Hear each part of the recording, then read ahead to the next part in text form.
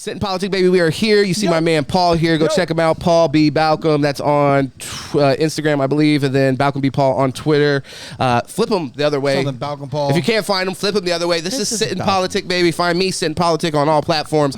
Make sure you subscribe here, most importantly. Keep this thing going. Get in the comment sections. Don't be an asshole. We might disagree with PBD. Don't be like those Matt Walsh bitches that just anything to make their Lord Matt Walsh happy, honestly.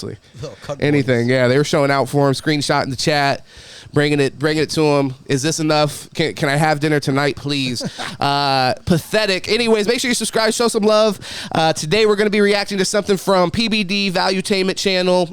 Make sure you go over there and show those guys some love too. They get plenty of love, but show them some more love from Sit and Politic, baby. And they're going to be discussing, by the way, anti-establishment. This is something that, by the way, I've heard PBD refer to himself as a lot of times, that his podcast is anti-establishment. They have Douglas Murray on here, by the way. He's a advocate for Israel, I guess you would say. Very outspoken, been on all kinds of different platforms, just really advocating for the war and just not a ceasefire, continuing the war. He's with the shits. He for the Jews, he does, himself being a Jew, and definitely feels like it's very important that their homeland is protected and stuff. So it's interesting having him on this, and this says heated debate, so that's one of the reasons we wanted to check it out, because some of PBD's best content is the debate content. So I'm interested to see the difference of opinion here, but I don't know if you're aware, PBD was actually he just got in a little bit of trouble for simping for Israel. His audience didn't like that. Yeah, his audience didn't like that. He definitely had a lot of pushback there. So I'm curious how much in this podcast we're going to see him try to correct course with that. But that has to be, if you're a right wing, a pretty tough position to be, because like you either got to be pro Middle East, which like pro Palestine, Palestine, or pro-Israel, which you guys have been talking about how the Jews run the world for the past few years. So it's like... Well, it's funny, though. I'll push back on that. I don't want to derail too much, but you guys let me know in the comments how you fall on this issue. Quick, slight debate. I think it's just equally as hard on the liberal side. Yeah, because that's one of the main issues that Kamala was actually struggling with was liberal voters, because as the liberal base, there's a lot of sympathy for Palestine. Yeah. But the politicians not so much, because their pockets are lined from donors, Israeli donors, specifically AIPAC and stuff like that. So I think as a politician, it's a really tough line to straddle there, because with Ukraine, I guess it's a little bit easier because Ukraine's not feeding money back into the politics. So it's easy for a conservative when their base is like, we need to get out of Ukraine. We need to, but that's from Russia. But they're like, we need to get out of Ukraine. For the politicians, it's easy. They're not being paid by Ukraine. So they're like, let's do that. That benefits me politically. On the other side, though, with Israel, it's a little bit more complicated. I just feel like as a liberal, you should just hardline ceasefires should be really only. Yeah, but they're like, ceasefire's not paying me, motherfucker. That's what they're thinking. Get it, but if you're liberal, you're supposed to be against it. Yeah. But, hey, your point. Well, no, and I think your point, and I think that's some of the pushback. Crooked. By the way, genuinely, I think that's an interesting point, because that's a lot of the pushback that I think we get from modern conservatives when they look at liberals and they say, you guys historically are the anti-war party, but you're pro-Ukraine and you're pro the politicians anyways. Defense, baby. Well, but then you got to explain the Israel part. You know what I mean? That's a twofer. That's a 2 for 1. What do you mean? Oh, so liberal politicians typically are also in favor of the Israel conflict. Right. So you say, okay, defense. At what point? You just a second ago said ceasefire. Right. You can't. Your enemy has been disabled. No. You're basically putting a bullet in the head of somebody you've already shot their legs off of. Israel's already proved they already defended to prove the point. Yeah. So that's where it's like, okay, like but the liberals still are not. The politicians, once again, I'm saying politicians, which in this case is what matters. They're not. I agree. All I know is the person I'm voting for says ceasefire. So. I don't. It says we got to work really hard for a ceasefire. Took her a while to say that. Before she said that, she was saying like we got to defend Israel and stuff. I think a lot of it is lip service. I'll be honest. I'm not running to support Trump, but I think that a lot of that is lip service, genuinely. So tell us. I don't see any actions. I don't see any actions that support that. But tell us in the comments, because I don't I don't have the knowledge here. Maybe you do. Yeah. How can we force a ceasefire? Well, we just don't support it. Stop sending money over there. We're still actively doing that. So you can't say hold on real quick, because I just want to point the hypocrisy out. No. You can't say like, hey guys, stop doing this. Fucking all these weapons. Stop killing people. Here's some fucking missiles. So stop killing people. Fucking tons of machine guns. Like what? Okay, this isn't funny. Well, it's not funny, but that part is kind of fucking wild. Just chuckle. Look, hey, you gotta have a sense of humor about this fuck shit. But is it within like what we have, our obligation through? Oh, excuse me. One of the viewers, by the way, on one of the videos recently said, "Please stop saying that word." I apologize for that. I just realized that was going on. But just know, by the way, that I do have that in mind. So if you're watching this disappointed, I am taking that into consideration, like I told you. Is all cuss words are just the F word? No, but for me, I might have just been really leaning heavily on the F. So, is it within F for respect? Is what? You've never heard F's in the chat? What? F's in the chat for respect. That's an online thing. Okay, online thing, or whatever. So, is it within our obligations through being allies to keep funding? I don't know. I guess no, but they're not in danger anymore. Just wanting to say that they're not in danger anymore, Paul. So it's like genocide. I get it. Like with Ukraine, you're saying with Ukraine, I feel you, and we don't have to, because it sounds like we pretty much agree. But it's like with Ukraine, it's like I see they're still legitimately in danger. So there's a conversation to be had there. There's definitely a defense conversation to be had there. I get that. There's credence to that. I think anybody should be open to hearing that conversation. But the Israel thing, I think we've passed the point of just it even being a reasonable conversation, a reasonable onslaught on these people. Like, at what point are you expected? You're not going to stop till there's literally no one left. Exactly. Like, that's what it seems like at this point. It's like, because there's no end in sight. There's not really like a goal line. There's just this vague thing. We have to get rid of Hamas. But right now, it just feels like we're just going to keep going until there's literally no one left. Now, remember, I told you this. Now, it would be too long of a story for this. But that one person that I talked to, a customer of mine that did fight for Israel. Yeah. He did say that that's the only solution. Well, hey, is to teach the entire region that this is what happens. We don't have to be in support of that, and though. It's like, kill a country. That's wild. Yeah, wild thing to tell me. If that's how they feel, I'm not saying if they continue to do that we should then like fucking go and invade Israel or something like that. That is a conversation. That's a bridge to pass when we get to it. But I think as of right now, I think there has to be something more than just lip service paid to the American people on this issue specifically. But either way, let's go ahead and get into PBD. I apologize if you guys were here specifically for that. I'm sure you were, actually. But hopefully you enjoyed this little bonus conversation. That was a bonus.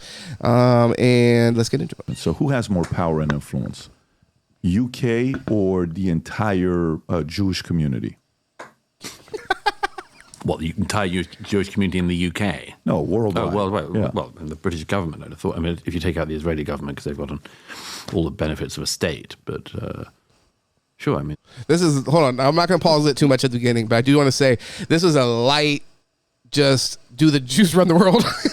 He's lightly. We literally just said this earlier. He's dipping his toes into the water a little bit on the question. He's like, so let's just start out one thing. So round one, Jews versus the United Kingdom. Which one? The British government is who is fifth largest economy in the world? So fifth largest economy in the world. So who? Okay, because this is where it kind of takes me. You know how. Just ask them flat out. In the Middle East, Iran had, the Shah of Iran, and they used to call him the puppet of the West, right? Mm-hmm. Until they realized he's a big boy now. He's no longer a puppet. Mm-hmm. You can't control him. And he became his own man. Then when he did, they found a way to get a guy who was living in France. Died in 1980. When you say they found a guy. Whoever the establishment may be, whether it's US, UK... They found a guy Jews, possibly. that is living in France, Khomeini. Khomeini goes to Iran. The Shah falls. Iran's been a mess for 45 years since the fall. But that wasn't Britain and France. Or that wasn't America and France that did that. I didn't say no. He lived in France. He lived in France. And very unwisely, the French authorities allowed him to fly to Tehran. That, by the way, is one of the flights I most wish had never taken off. Yeah, you and I both. But where I'm going with what an interesting conversation. They should delve more into that. Did that happen intentionally because they We're getting too scared of Iran becoming too powerful. Damn, my bad. I was trying to pause it on the fucking Kung Fu Master. Yeah, shit. You wanted to. We're good. Oh, okay. Powerful, and they wanted to kind of, cause a fall. And this was their way of saying, here you go. Kind of like, go to Russia, right? The argument that is made where when the Tsar, Nicholas II, he's in Russia, he has the power, generation, family, can't be controlled. You can't tell him what to do. He wasn't a puppet of anybody. Strong man. But then, hey, maybe Lenin could be a puppet. So let's bring the Bolshevik and some of the arguments that are made. What? Who makes that argument? But hear me out with the argument. I'll make it here for you. Hold on real quick, just because I want to make this clear. The Bolsheviks he's using that as a little bit of a dog whistle for Jews, to be honest. So Bolsheviks, people know them as the communists, like revolutionaries in Russia. And this guy right here, they're talking about the people, like during World War I, it was like the emperor of Russia and the fucking king, all these people were like cousins that ended up going to war against each other. So that's kind of what he's touching on. And then, one of the people were out of line, so he's like, send the Jews in, I guess. Who in the right mind think this is a good argument to have this happen to EU? Who would allow so many migrants coming into EU for it to lose its identity? On what Richter scale, on what argument is that a good idea? Like even the financial guys, the money guys, Wall Street. A lot of times you say, who has the most power in the world, right? Well, it's really, billionaires. Okay. It's really the virtual governments. Okay. It's really the presidents. Presidents? All right, maybe. But let's go to the guys that have the money, who everybody criticizes, that gets to buy people. Go to the people of money. Saudi. Why would they let this happen to you? Well, first of all, I think we might have a disagreement of the history of the Shah's fall and of, indeed, the Romanovs' fall. I don't think anyone orchestrated that, as it were. Revolutions happen. Just like I said, I wish that the plane had not... You don't think anybody was involved in the fall of Iran? No, hang on. Just as I said that I wish that the plane had not taken off from Paris with Khomeini on it and landed safely, I wish that the train had not left the Finland station carrying Lenin. It was a very big mistake to allow Lenin, obviously, to get back to Russia. A historic mistake. I mean, there is always a simple explanation of history, which is that somebody is guiding it. And I don't, generally speaking, I don't believe that. Just as a historian, having written about very complicated events in the past, my observation is, would that there were a guiding hand that was able to do everything, but that there isn't. In fact, I don't want there to be, but there just isn't. There is no one force that's capable of doing something like that. The Romanovs had problems that have been growing for 2 centuries at least. The Shah had problems that have been growing for decades. Illuminati, bro. And then they meet the revolutionary force of somebody as evil as Lenin or Khomeini. And as you know, both of these men were, they were death forces, but they were forces of nature, extraordinary evil men, but they had followings and they could get people to follow them and they could do these terrible things and turn over a whole country and a civilization. They were able to do that. I don't think that happened because of anyone in Washington, D.C. or, Really? Yeah, I don't. There's, really? Of course, there's always an argument about Mossadegh earlier on. But, no. See, and this is what kind of gets me about, like debates with this, is, like, PBD is about to really, and they go into just this massive assumption where this dude is a historian, right? Sure. This guy has really studied history. And maybe he knows, like maybe we should trust what he knows rather than just some grand assumption of I'm trying to connect dots from. He's bringing up connecting dots from 2 people who lived in 2 different centuries. You know what I mean? Do you think that people should be? Do you think that experts should be above reproach?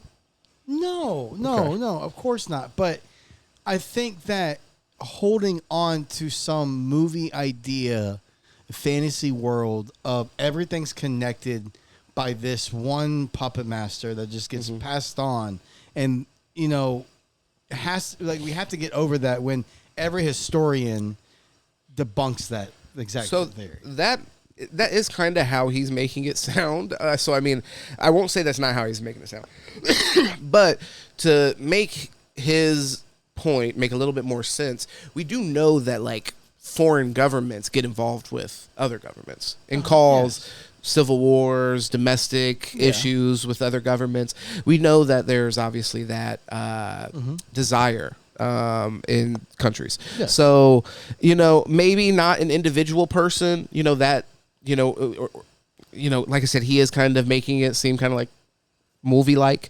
but it is a thing that we know of that people will get involved in, specifically America and other countries. But I'm saying we're Americans. We know about a little bit about the history of America and us getting involved in overthrowing governments with rebellious factions within them, without ever landing any of our troops on the ground in secret.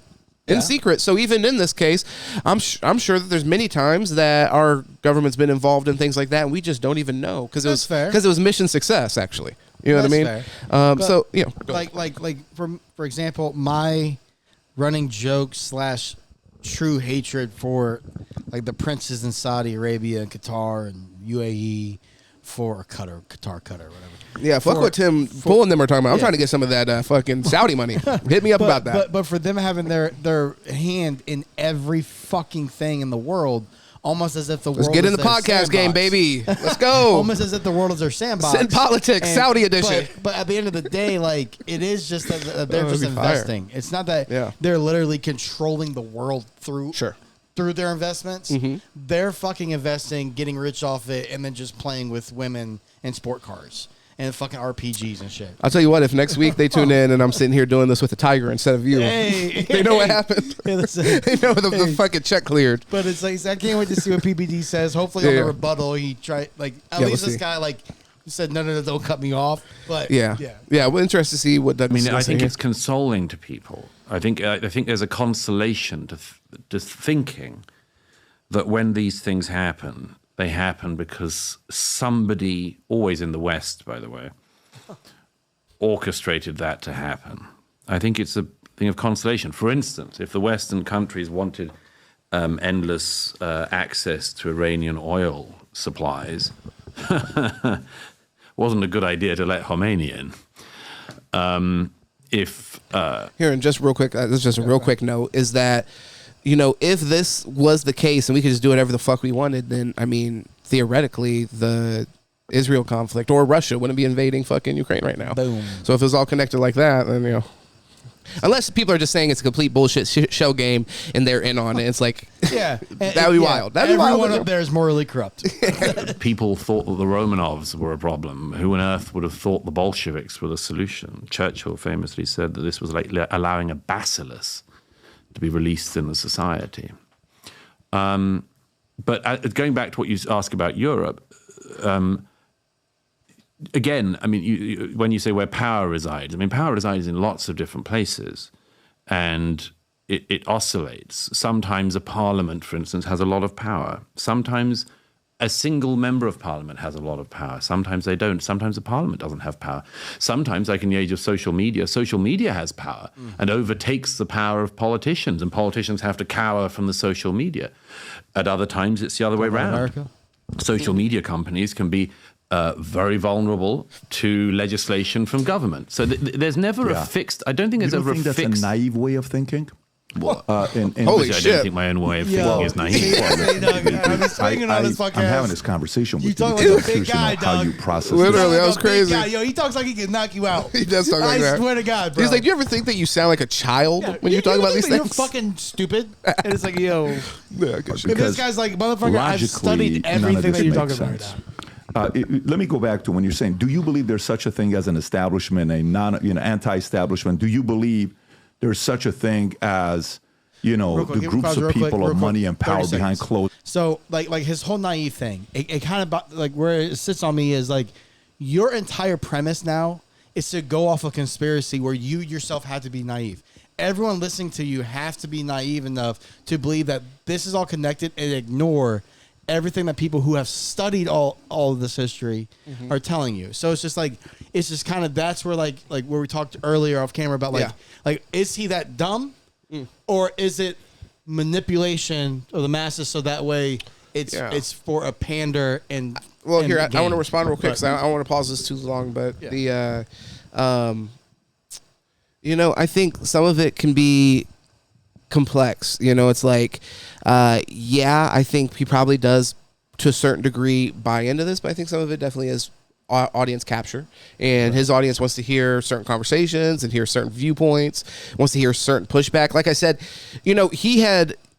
his audience really loved when he was fucking going after Ben Shapiro, for example, and was calling it the fucking Daily Jew Wire and shit like that. So when he had an audience that ate that up, loved that, and then when like I said, they were more sympathetic to Israel. I don't remember what the exact situation was, but I did watch the video and just saw the outpour of like their audience really pushing back, and even them getting called out in the streets and shit for being simps for Israel and shit. So it's tough. I mean, the thing is, the reality is he has I'm assuming multi-million-dollar business here that is wrapped up in people's attention and people's eyes and people tuning back in. So here I don't want to, but because I can keep on going on that honestly. Doors that are the puppet masters who feel they can control and influence elections, societies, countries, wars. I think it's a low resolution way of thinking. Very low resolution. Unpack that for me. Sure. I think that, again, it comes down to the nature of the world being extremely complex always, much more complex in this era where we get insight into things we would never have got insight into before. The ability on our devices to find out information we would never have been allowed to find out before. Right. And to hear opinions we could never have heard before. There is, in my view, a temptation. There are many temptations in this era, but one of them is to see specific guiding hands in certain places because it is a consolation to us to help us through what otherwise looks like something too close to chaos. Mm-hmm. So let me just take one of the words you use, establishment. Do I believe there is an establishment? No. There are lots of establishments. Right. Lots. Right. There are financial establishments, for sure. There are political establishments, for sure. There's a Democrat establishment. There's a Republican establishment. There are different establishments within each of those parties. But the idea, when you say an establishment, I want to which one, what? Who are we talking about? Do we think that Donald Trump and Bill Clinton get together with Bill Gates and agree on anything? No. No, I don't think that's the community.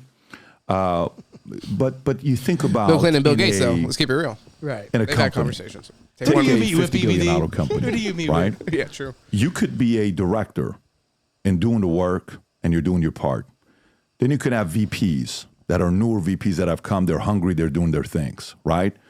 Then you got C-suite executives that have been with the company for 28 years. Quite frankly, they don't want to freaking work anymore. One issue with his analogy real quick is that he's using an analogy of everybody's working under the same company. So everybody automatically has the same general goal. So that's just not. I mean, I've worked with a company called AIG, and I did business with them for many years. Great experience, loved it. But the more and more I got in, the more I realized there was an establishment C-suite executives that they didn't want to work as hard as the others, but they had been around so much and they knew the dead bodies everywhere that they knew how to control some people to scare the shit out of them to say, hey, man, if you talk about that to anybody, you're going to hurt me. And because of that, I'm going to make sure you XYZ said about you.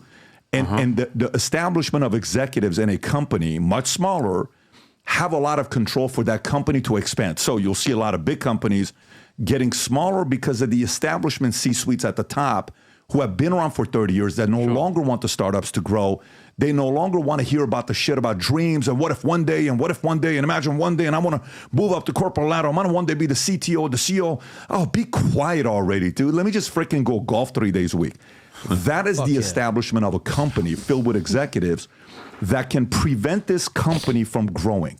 This is why new companies come out, startups, and they destroy the establishment because the established C-suite executives. That's what I mean as the establishment in a smaller scale. But that C-suite establishment, been around. There are many ways to look Israel. at it. But there are at least two ways to see it, which is one, maybe that C-suite establishment does exist, and it does in lots of companies. It can. And also, maybe they're very vulnerable. And I can think of lots of cases where the people who, as you say, are basically checked out are very vulnerable. They may know where the bodies are buried, the bodies buried, and so on. But that doesn't which is an analogy. That doesn't protect you for all Not time. literal bodies. Or they're at the top of the C-suite in their company, but then the whole company is eaten by somebody else who comes along. I mean, you must have seen that plenty of times as well. Of course, but that happens because of the establishment. So that's the point I'm trying to make to you is, for example, in Congress, okay, we don't have term limits in America. New guy comes out, he says, I'm going to be a congressman, and I'm going to make some change. And he goes in. Oh, shit. That guy just scared the crap out of me. I don't care. I'm going to stand up to him and her. Nancy doesn't scare me. Chuck doesn't scare me. McConnell doesn't scare me. Oh, my God, I just lost and I didn't get reelected. Hey, I'm so sorry. Well, but again, that can happen, and the opposite can happen. It does happen, though. It's not about it can happen. It does happen. Okay, let's say it does happen. Does do that and control it. So all I'm saying is where I'm going with this. That's on a much smaller level than what he was initially saying. Okay, I don't like this use of the word. Well, I'll use it. You can use a different word for it. I'll use it. Do some people? Yeah. This isn't the conversation. The conversation was UK or Israel. Which one has more world control? And then now he's going I think he said Jews, actually, not Israel. Oh, yeah, true. Jews versus UK. So, which then the gentleman he's arguing with. In fact, they started this video with that. Because this is edited. Yeah. So they were like, yeah, that's where this conversation starts.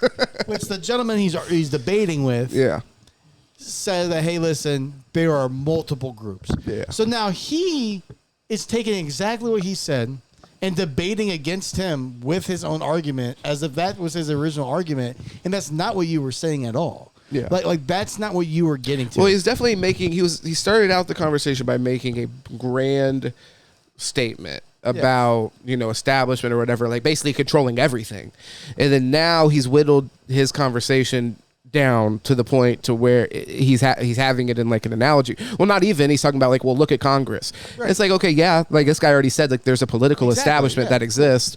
So you may be pushed out of that, but to think that establishment works seamlessly with all these other interests that are working at the same time is just kind of crazy. Which she has a signed UFC glove back there, probably by Dana White, right? That he must have been punched in the fucking head with. Excuse me again for that. PBD is friends with Dana White. Yeah. Dana White is friends with Saudis. Saudis and them all have the oil money. They're all friends with Trump. Are you PBD? Is that not this? Is that not a big group that you're?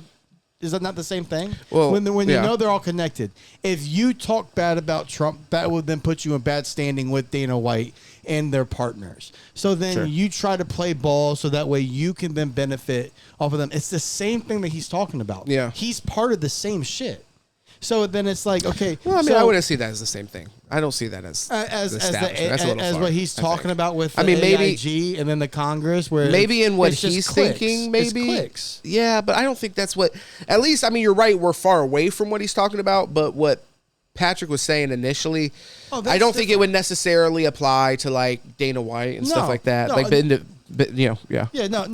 that's what I'm saying is his initial argument he hasn't even talked about yet. Yeah, I'm going off of what he's now talking about, pointing out all these groups. So, motherfucker, you're part of a group too. Yeah, it's all different cliques, and yes, we know this happens. This happens since grade school. Yeah, but he's not saying. But the groups he's involved in, I don't think he's saying those people are in control. We didn't really get into his own perspective, but it kind of seemed like at the beginning he was saying like there's a group in control. It's the Jews. So he's not. Gets back to that. Let's see if we get back to that. If all these groups are connected by Jews. Yeah, exactly. It's just the Jews in those individual groups that make decisions.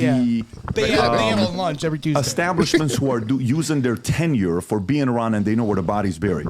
Can they sometimes make some decisions that they think is the right decision that end up destroying what they once built or what they once helped grow? Can they negatively impact a society, a country, a company? Before I answer, I want to ask you a question. Please. Do you think you're establishment? I don't think I'm establishment. I'll explain to you why I don't think I'm establishment. I'll give you my who I was, my background. I know your background. I just say, but where you are now, why aren't you establishment? I'm not at all part of the establishment. I don't take money from anybody. I don't take sponsorship. Sure. Okay. I don't have to. Now, hear me out. Hear me out. Let me tell you this. So I got a call from a guy. He was Russian. And I won't give the name.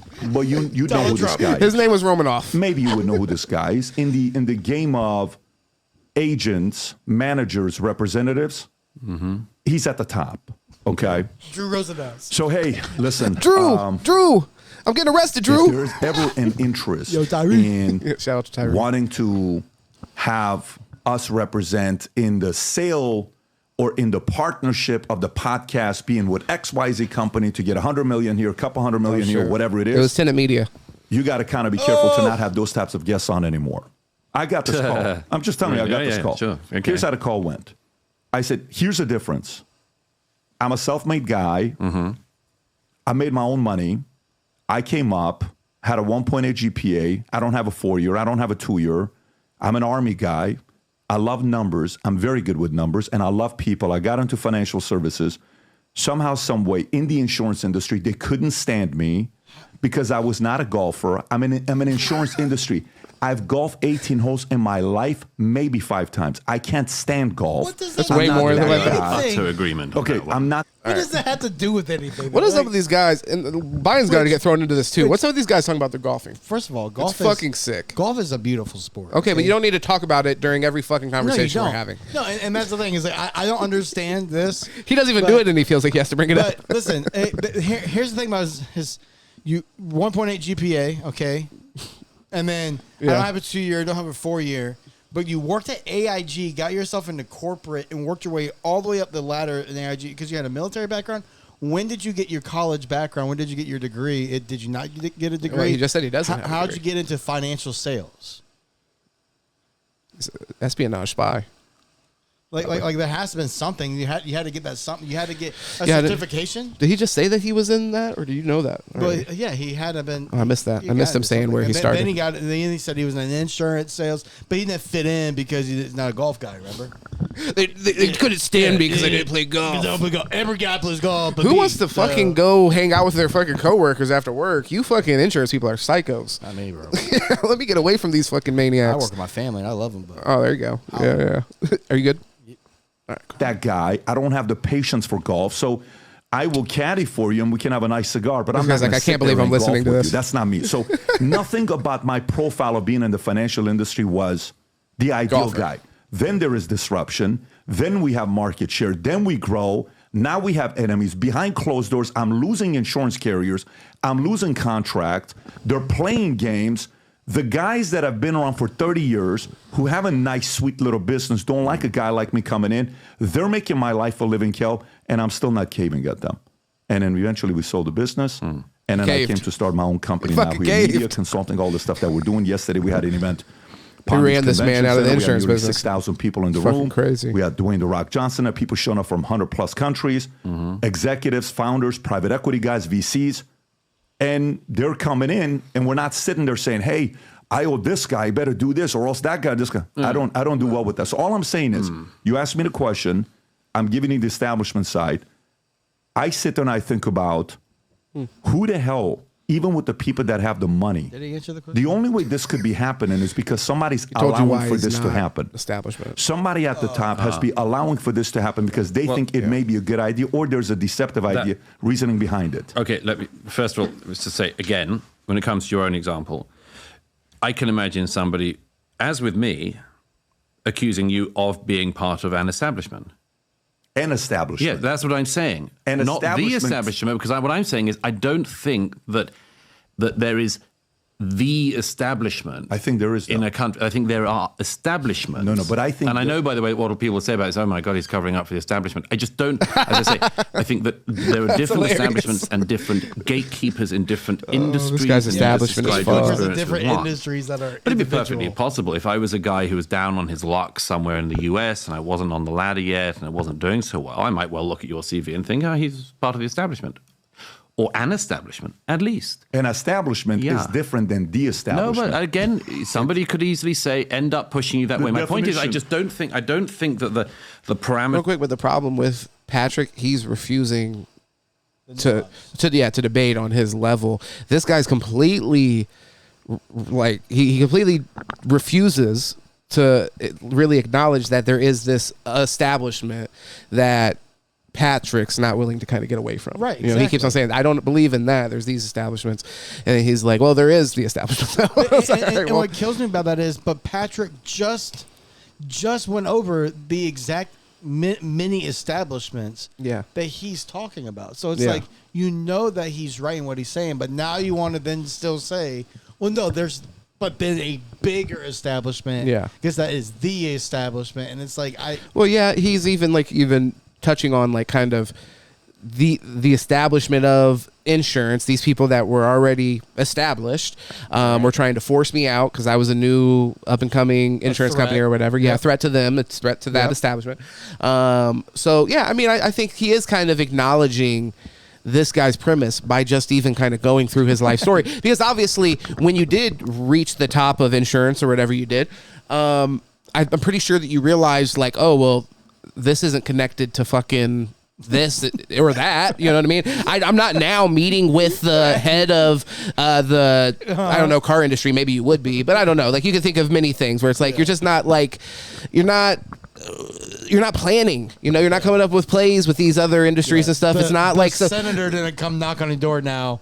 Exactly. It's sit down and have and this guy's right. And I think as I get older, this is one of the main things that I come away realizing is that things are much more chaotic and out of control than what I initially thought. Growing up, you do grow up thinking like this, things are in place and there is like this establishment. Like that's why I kind of Patrick's mindset is actually the naive one, I think, where it's like, no, you grow up and you realize like police officers really don't know what the fuck. I'm not saying this with all police officers because I just had issues with you guys, but really what I'm saying is I'm trying to say like give them some grace because they are people. They're people just like you or I. Don't put them on a pedestal because they're the same. They're dealing with whatever they're dealing with. That woke up this morning, went to the bathroom.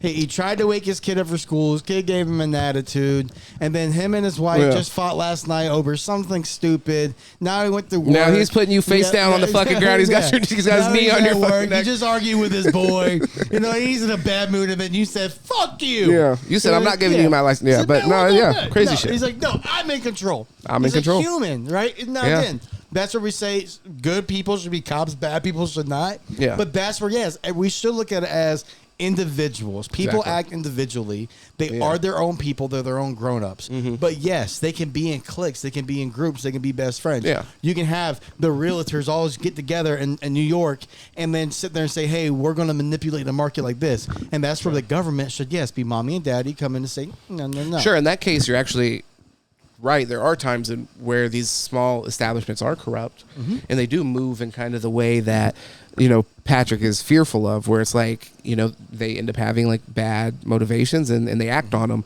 But usually actually the division of responsibility and the fact that they're not all under one establishment is what protects the individual's interest. And like you said, government comes in and hopefully holds them accountable. Law enforcement holds them accountable. And all this other kind of shit. So somebody holds law enforcement accountable. That's its own establishment, separate from this and that. So yeah, for sure. If you're trying to teach me English, you're right. If you're going the English route to say here's the... Well, I'm going the logic route too. No, it's not the logic route. Where I'm going with it is different than the exact definition. Yes, this is our building. This is our establishment. It is. Yes, this is our restaurant. It's my establishment. Yes, this is our comedy club. It's our establishment. Yes. But the establishment is behind closed doors. No, but I'm saying you have power. If we're going to play that game, then you have power. No, not at that level, though. You're talking about... Well, of course, there are different levels of power and different levels of influence. Right. What I'm saying is that, and you gave the example of pre-revolutionary Iran, pre-revolutionary Russia, the Romanovs seemed to have all the power. They were the establishment. Turned out it didn't do them any good. You don't think U.S. Kissinger, UK... MI6, CIA had a role in causing the Shah to fall and not send help when he needed it, when the revolution is happening, when Kissinger promised him he would? You don't think anybody played a role in causing the fall? We can get into the. I mean the Dude, look how fucking. I think that he's like, yo.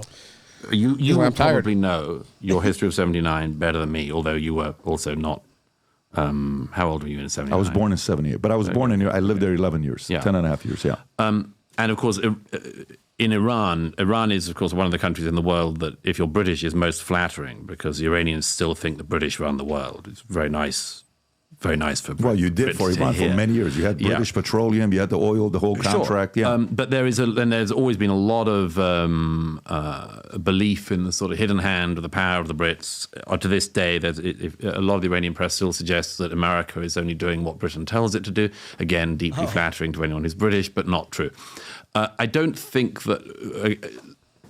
what I'm trying to get to is, no, I do not think there is an establishment in the West that is capable of doing the things that you suggest. Who is capable of causing mayhem? Which establishment is capable of causing mayhem in EU that is not just this whole thing happened accidentally? Again, I just resist a sort of low resolution analysis of what is a... Here, real quick. His fucking diss is low resolution. He called him naive. He's sending low resolution back at him. Yeah. But no, I think that what PBD's saying right there, he's as a straw man where he's trying to represent his argument as if it's like, oh, everything just happened by accident. It's not to say it happened by accident. It's not to say that there aren't groups of people and groups of establishment is their terminology that they're stuck on here that are doing things to make things happen, that do have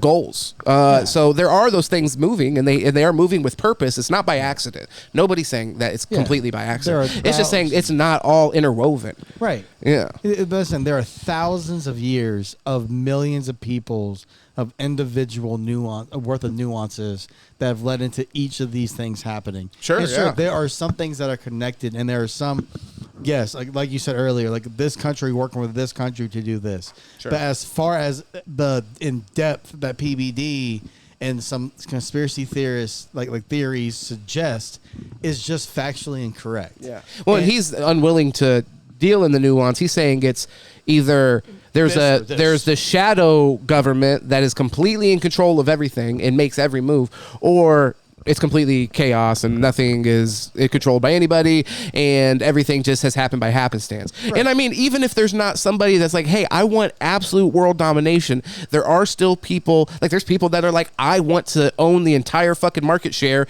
of social media, for example. Like that's going to have an impact on society. Yes. Obviously it has. And to like what his point is, the historian's point is, look, like let's say World War I is one way to say that, hey, all these countries work together to do this, and then there's the historical fact that this was some family beef that someone got killed in another country that then set it off and said, hey, these allies had to fight these allies, and this is what happened.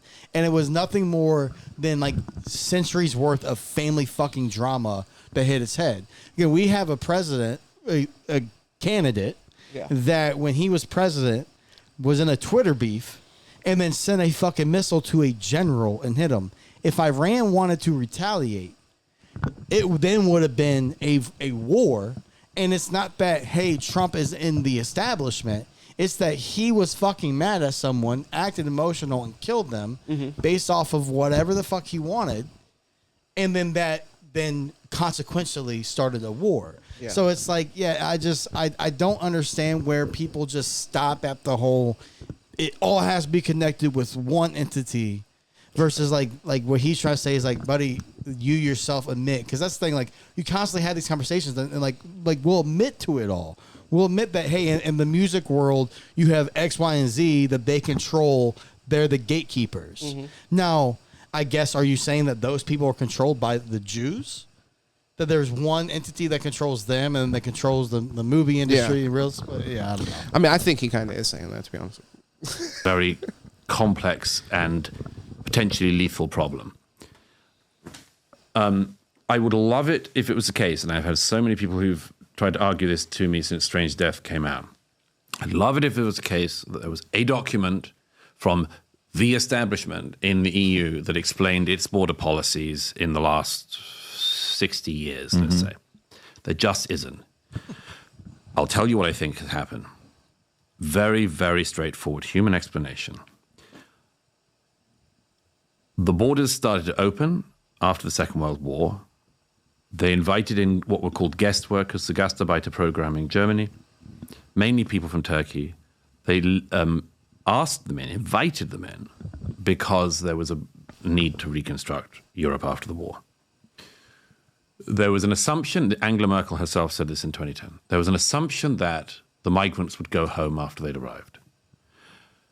There was, every mistake possible was made, but, and in retrospect, we just say, how the hell did they make this mistake? I mean, who could have guessed that a Turkish man moving to Hamburg, Berlin, might want to meet a nice woman, and if he met a nice woman, might want to have nice children, and if he had nice children, might want a nice house and a nice salary and so on, and might not want to go back to Turkey. And that's one of the better countries that people enter Europe from. They didn't see it coming. They didn't predict that. And they slowly, as the decades went on, lost control. And every single time, as a famous politician in the UK said, every single time somebody inherited office, they saw all of these problems they were inheriting, and they could see the problem was getting worse and worse and worse. And they knew that they were less and less capable of dealing with it. And they knew that they should leave it for their successors because this was too difficult to deal with today. Now, tell me that when we come to the case of the US, something similar isn't happening. What has been the story of illegal migration in recent decades? Always the push to say, look, we're not going to be able, and this is from Reagan, and this is from everyone, the dreamers. Why was this framed as the dreamers? Because always it is, look, we've lost control of the border. Yeah. Millions of people have come in illegally. Nobody has controlled it. It wasn't that Dr. Kissinger or Hillary Clinton or anyone else wanted this to be the case. Although there are some politicians, I should say, who do like the idea of utter chaos, and we can come back to that if you want. But every single time it was, these people are in our country already. What do you want to do? Keep them in the black market, keep them working illegally, keep them in this shadow economy, or should we just say every, 10 years amnesty? It's so much easier to do the latter. If we were sitting here and we were talking about amnesty, and you say, why not get these people into the legal job market? And why not let's get them paying taxes? And the easiest thing in the world is to say, you know, that makes sense. Yeah, let's get them into the economy. Of course, the harder one, the restrictionist argument, is every time you do the amnesty, you give the thumbs up to another X million people to cross the southern border. Look, it's just easier for them. It is much easier for them than, to go back to the example I gave from Italy, putting 1 million people on buses and trains and sending them back to North Africa, and from North Africa to every country they've come from. This is just so much bigger than the idea that there's somebody who wants it to happen and that's why it happened. Listen, we get a lot of messages. That was the end of that. Hey, so, he's shilling out right now, so ignore that, guys. Is he part of the media outlet? No, the tenant thing. No. Okay. With the Russians. Gotcha. That's what you mean, right? Yeah. What's Minect? I've only heard of that on his show, and some people that come on there have been a part of it. I think it's an app, and it's like an app where you can have you ever heard of? There's another one that's like it, like Cameo or whatever. Oh, okay, yeah. But I think you might be able to actually get on there with them is the point. Oh, but like where you pay them and they get on there for 10 minutes with you, and you know, gotcha. Oh, hey, what's your name? I guess I've never used it, but I've heard them kind of describe it. And then at the end of his videos like this, he'll push it because even though he says he doesn't take money from anybody, he's not bought. He is involved. And so I don't know if he's like an investor in these. Like this, this is VT News. He's coming out with his own fucking news channel, or not news channel, but like news website. I'm sure that won't be biased like he claims media is. Who knows? Because at first he was like, it was funny because I saw one of these videos where he was promoting it. It might be this video, but he's like, guys, we're coming out with a news. We're coming out with a news website. At first, we were going to keep it private. It was just going to be for us, but we're going to open it up for everybody else. I'm like, why the fuck would you have a news site for yourself? Socials, like it's just right wing. It's like, but I thought it was for open. Literally, gotcha. Well, I mean, and he was even just saying it was just going to be some shit that just him and like his friends and family, I guess, use for news. That seems like. Unhealthy. Like holy shit. Yeah. But either way, so yeah, I mean with this conversation we talked quite a bit through it, so I think if you guys don't already know our view on it, I think we were pretty much in agreement. We also don't really believe in some like shadow establishment. Although, I mean, I would believe that there's shadow forces out there trying to make things happen, but I just don't think that they have like full control and like they just snap their fingers and shit happens like that. There are these establishments that exist, similar to what Douglas was saying, in that have a lot of power on their own, no doubt. But at the end of the day, it's just not as simple as, you know, this person runs America. Which again, we have the president doesn't even do that. Skull and Bones, which you find out is like all these Yale grads who all connected. But you have your Bohemian Grove. You have I mean I talked about it before. You look at sports broadcasting. Yeah. I guess that's an establishment because everyone's from UConn, Syracuse, or fucking Michigan. Oh shit! And but it's always been that way. It's interesting. I didn't know. The expression that we've always been told is it's not what you know, it's who you know. Sure. Okay, so we know that's a thing. So that's kind of where these arguments, and that's where it's kind of like I feel like it's disingenuous to just the conversation and then educating your audience, and where I feel like it's insulting to his fans is that he knows that nuance, that there's so much more to what he's saying. Sure. But it's easier for him to spread this false narrative, spread this misinformation, rile you up on it. So do you think that he just actively doesn't believe in it? Yes. I think he, I don't think he I think smart people can buy into this kind of stuff. Like I said, I think he's a little silly. So I mean, I'm not gonna. I don't think he's a genius. I feel like he's more informed. Yeah, he sees the inner work. He knows. Again, he admitted to it all. He admitted to all these little things, but yet he never wanted to fully say, "No, you're right."